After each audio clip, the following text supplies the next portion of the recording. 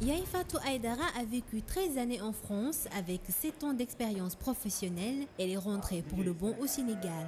Étudier en France n'est plus un rêve pour nos jeunes étudiants sénégalais. Le véritable casse-tête, c'est de rentrer au pays et pouvoir s'insérer dans le monde du travail. La crainte du retour au bercail, d'être confronté aux difficultés pour décrocher un emploi, fait que les Sénégalais préfèrent rester à l'étranger après leurs études. Ce qui m'a motivé à s'installer définitivement au Sénégal, c'est que tout simplement, je me suis dit que j'ai servi la France, on va dire, avec 7 ans d'expérience quand même dans des entreprises françaises et des entreprises multinationales. J'ai participé au développement de la France, pourquoi pas le faire dans mon pays. C'est un peu compliqué et les jeunes ne trouvent pas du travail tout simplement parce que l'accès est difficile. Alors c'est le problème majeur que j'ai rencontré quand je suis arrivée en début d'année, c'est d'avoir des connaissances ou d'avoir, comme on dit, le bras long pour pouvoir trouver le poste qui me convenait, qui correspondait à mon profil. C'est tout ça qui m'a motivée, qui m'a poussée à créer mon entreprise, à aider les jeunes, la jeunesse sénégalaise et aussi les entreprises à mettre sur pied leurs projets tout simplement. Une main forte est donc nécessaire pour assister et accompagner les jeunes diplômés sénégalais. La Fédération des étudiants et stagiaires sénégalais de France, FESSEF, l'a bien compris. Elle l'a fait savoir lors d'un point de presse donné ce matin à Dakar. Et on s'était retrouvés dans plusieurs cadres de rassemblement d'étudiants, entre autres la Fédération des étudiants africains de France. Et à travers nos différentes discussions, on s'est rendu compte qu'il fallait que l'on mette en place une plateforme commune qui nous permettrait de défendre ensemble les intérêts des étudiants sénégalais.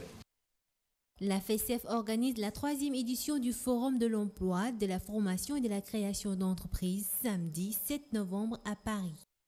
Cette année, l'objectif qu'on a fixé, c'est d'avoir au moins 5 000 étudiants qui sont présents au jour du forum, et aussi d'avoir le maximum d'entreprises sénégalaises qui quittent le Sénégal pour revenir en France, présenter leur structure, présenter ce qu'ils font, mais aussi expliquer aux étudiants sénégalais qui vont rentrer ici au Sénégal, donc les différentes évolutions de carrière qu'ils doivent avoir dans nos entreprises. L'objectif est de cibler des projets. Donc Ahmad vous a dit tout à l'heure qu'il y a 10 projets qui vont être sélectionnés. Et ces 10 projets sélectionnés vont être audités. Et les 2 meilleurs projets feront l'objet d'un accompagnement grâce aux partenaires de la FESSEF pour que ces projets puissent être mis en œuvre ici au Sénégal. Le retour au pays devrait être une évidence pour les jeunes étudiants sénégalais s'ils veulent vraiment promouvoir l'emploi au Sénégal et participer à la dynamique d'émergence du pays.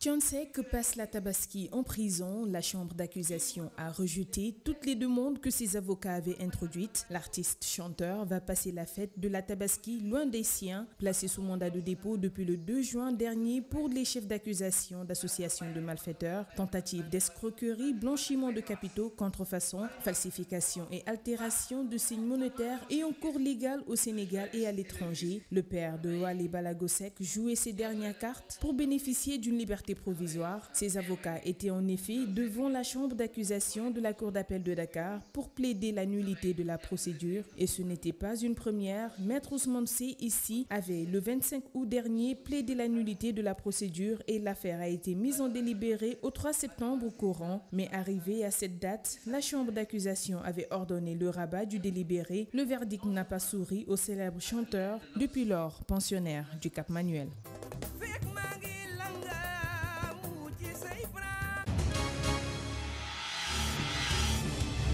La délégation générale à la protection sociale et à la solidarité nationale du Sénégal a procédé à la remise symbolique des moutons à des familles démunies. Près de 2000 moutons ont été distribués, une action de grâce renouvelée à chaque fête de Tabaski. Chaque année, le président de la République, Macky Sall,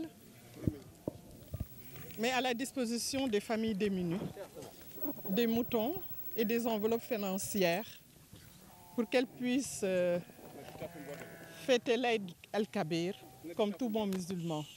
Donc ces moutons sont au nombre de 2000 et sont répartis sur tout le territoire sénégalais.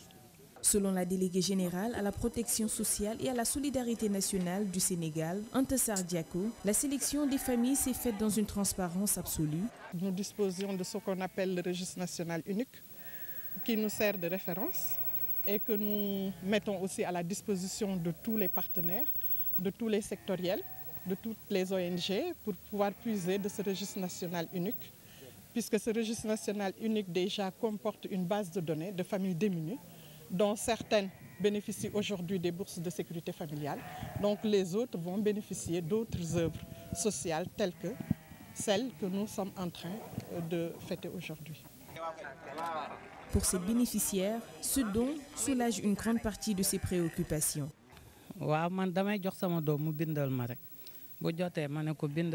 J'ai demandé à ma fille de déposer mes papiers. Ce geste permettra de réduire mes dépenses, surtout avec la rentrée scolaire qui approche.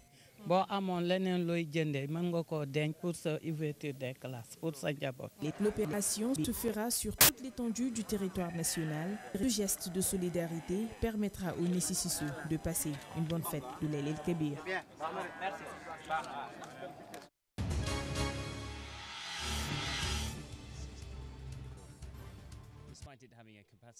La nuit du 26 au 27 septembre 2002, le Sénégal vient de connaître la plus grande tragédie de son histoire. Le bateau Joola a chaviré au large des côtes gambiennes, emportant avec lui près de 2000 victimes. La surcharge à l'origine de cette catastrophe. 13 ans après le naufrage, le collectif des cadres casamançais prépare la commémoration annuelle à Dakar et Ziguinchor.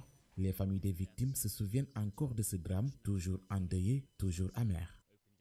Mon frère, mon oncle, ma tante, mon neveu, tout le monde était dans le navire. Ça a été un coup extrêmement dur, difficile, inacceptable à un moment, puisque pour Inori, je faisais mon baptême de plongée sous-marine avec la Fédération française de plongée sous-marine. Voilà les circonstances dans lesquelles j'ai appris cette nouvelle tragique. Au lendemain du naufrage, le président de la République d'alors, Maître Abdoulaye Wade, reconnaissant la responsabilité pleine et entière de l'État du Sénégal dans la survenance de la catastrophe, avait exprimé sa volonté d'accompagner les familles des victimes. Mais jusqu'ici, certaines questions sont restées sans suite. Et au nom de la continuité de l'État, nous demandons au président Macky Sall de faire tout le nécessaire pour que ces pupilles de la nation soient pris en charge. Une partie de la prise en charge des orphelins, certaines questions d'accompagnement. Les navires, il faut le dire, l'État a fait aussi des efforts, on ne peut pas le nier. Mais sur toutes les autres questions, à savoir la question de la justice, la question du renflouement. Le collectif, pour sa part, demande à l'État du Sénégal de respecter ses engagements, notamment en ce qui concerne la nécessité de rendre justice et de situer les responsabilités sur cette affaire. Les souffrances vécues par les familles. Donc il faut que justice soit faite, il faut que les responsabilités soient situées. Cela est important, très important pour nous, parce que sinon, qu'est-ce que ça va entraîner? Ça va entraîner ce qu'on a toujours déploré, c'est-à-dire l'impunité. Les dignes fils de la Casamance appellent tous les Sénégalais à se souvenir de cette grande catastrophe de l'humanité et de ne pas la considérer comme un banal accident. Aussi, le collectif demande au chef de l'État de présider les cérémonies commémoratives à Ziguinchor de ce 13e anniversaire du Joola.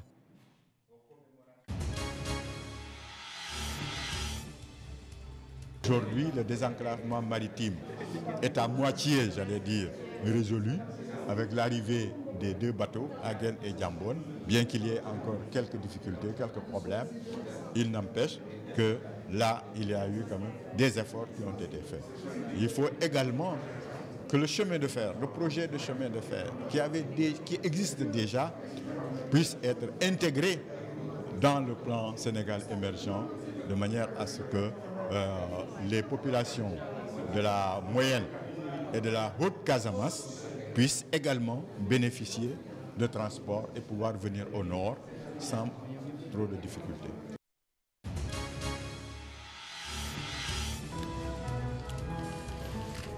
Suite aux événements survenus les 16 et 17 septembre 2015 relatifs à la rupture du processus de transition au Burkina Faso, La conférence des chefs d'État et de gouvernement de la CEDEAO s'est réunie en session extraordinaire à Abuja, République fédérale du Nigeria, le 22 septembre 2015, sous la présidence de son Excellence Macky Sall, président de la République du Sénégal et président en exercice de la conférence. Les chefs d'État et de gouvernement ont pris note du mémorandum du président de la commission de la CEDEAO sur la situation au Burkina Faso. Ils ont également pris note des conclusions de la médiation entreprise du 18 au 20 septembre 2015 à Ouagadougou par leur Excellence Macky Sall, président de la République du Sénégal, et Thomas Boni Yayi, président de la République du Bénin, afin de trouver une issue à la crise. La conférence exprime aux deux chefs d'État sa profonde gratitude pour le leadership et l'abnégation avec lesquels ils sont parvenus à dégager les propositions de sortie de crise. La conférence réitère sa ferme condamnation du coup de force perpétré par les éléments du régiment de sécurité présidentielle RSP le 17 septembre 2015 contre la transition.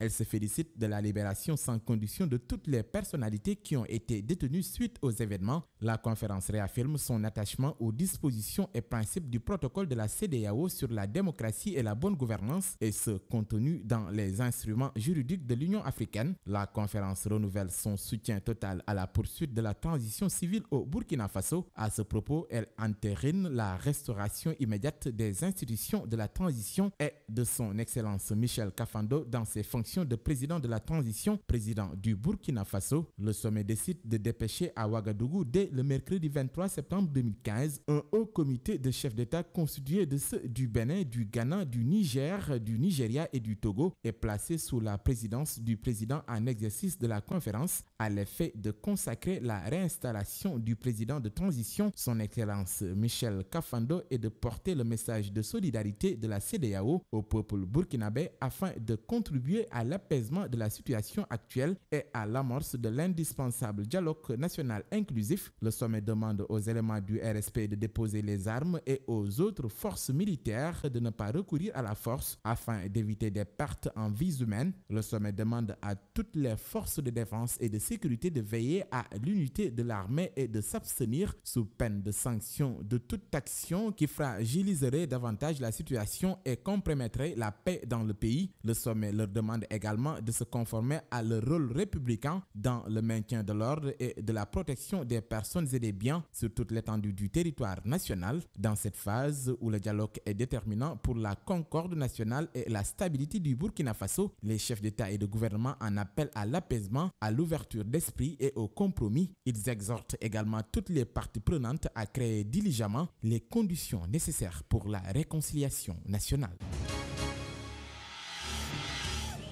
Au Burkina Faso, la tension est toujours vive dans la capitale Ouagadougou. Ce matin, l'armée régulière ne se cachait pas visible dans les rues. Les militaires affirmaient même être prêts à lancer l'assaut contre les putschistes. De leur côté, les rebelles, tous membres d'un régiment d'élite de l'armée, affirmaient qu'ils riposteraient en cas d'attaque. Le chef putschiste, le général Diendéré, très proche de l'ancien président Blaise Compaoré, a déclaré qu'avant de rendre les armes, il s'en remettrait aux conclusions d'une médiation africaine. Cette médiation organisée par la CEDEAO prévoit d'amnistier les putschistes, de rétablir les autorités légales de transition et enfin d'ouvrir plus largement aux partisans de Blaise Compaoré des élections présidentielles qui devraient se tenir au mois de novembre prochain. Ce projet d'amnistie a provoqué la colère de plusieurs dizaines de manifestants hier dans les rues de la capitale.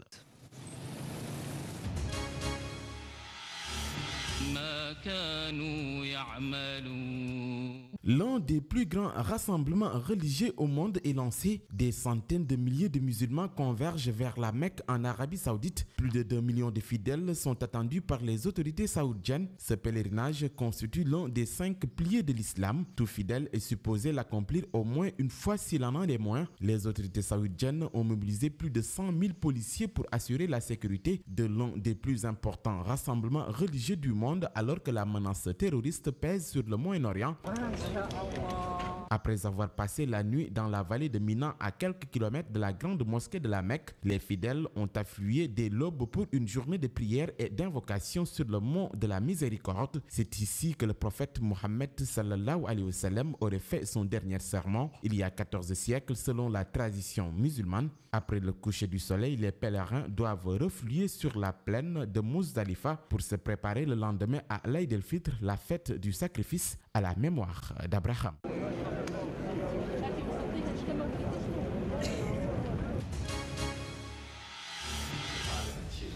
Un président chinois conciliant, un président chinois rassurant, Xi Jinping effectue sa première visite officielle aux États-Unis où il a rencontré hier à Seattle des hommes d'affaires américains de la côte ouest. Des contrats avec Boeing ont déjà été signés. Des compagnies chinoises en ont commandé 300, annonce ce matin de l'agence Chine Nouvelle. La cybercriminalité a aussi été évoquée.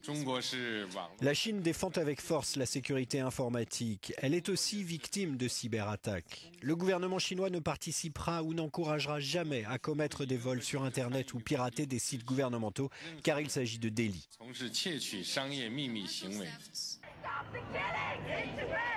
Xi Jinping a promis que le ralentissement de l'économie chinoise n'était que temporaire. Plusieurs associations et membres de la diaspora chinoise sont venus rappeler que la situation des droits de l'homme en Chine restait très mauvaise, des questions qui ne seront évoquées qu'à demi-mot lors de cette visite.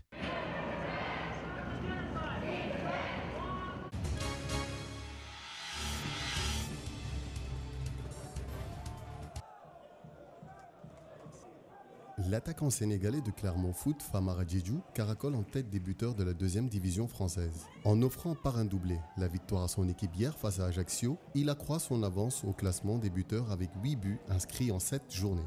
Ancien joueur du Dakar Sporting Club, Diédhiou n'a que 22 ans et porte déjà une équipe à lui tout seul, mais vraiment à lui tout seul, soulignent nos confrères de SoFoot, évoquant le très beau début de saison du longiligne attaquant de 1m92, natif de Saint-Louis et prêté avec option d'achat par le FC Sochaux.